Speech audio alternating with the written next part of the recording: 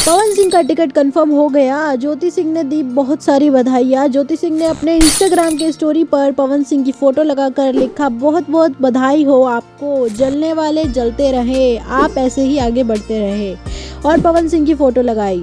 तो दोस्तों पवन सिंह को ज्योति सिंह ने मेंशन भी किया, जिसके बाद पवन सिंह ने उनको थैंक यू भी बोला, जो कि हम आपको दिखा ही रहे हैं।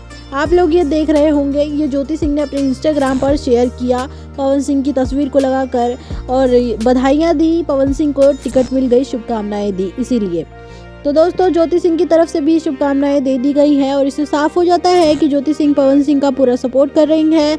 ये वही ज्योति सिंह है जो पवन सिंह से जब इनका अनबन चल रहा था तो ज्योति सिंह ने ये कहा था कि अगर बीजेपी वाले पवन सिंह को टिकट देते हैं तो बीजेपी वाले ये कहना छोड़ दे कि बेटी बचाओ बेटी पढ़ाओ।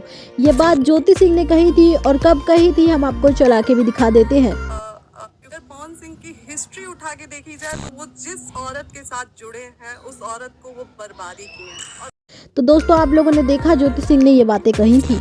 तो अब वही ज्योति सिंह पवन सिंह को टिकट मिलने पे बधाइयाँ भी दे रही हैं।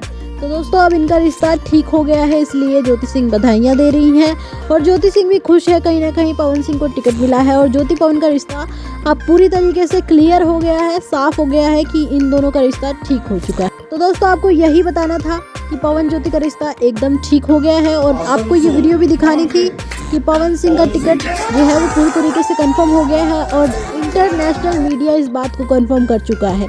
पवन सिंह के काफ़ी इंटरव्यू भी हो चुके हैं। तो अब पवन सिंह आसनसोल कोलकाता से चुनाव लड़ेंगे और विपक्ष में होंगे पवन सिंह के शत्रुघ्न सिन्हा। उन्हें हराना है पवन सिंह को और वहां का सांसद बनना है। तो मिलते हैं नेक्स्ट वीडियो में इसी तरीके से, तब तक के लिए बाय बाय।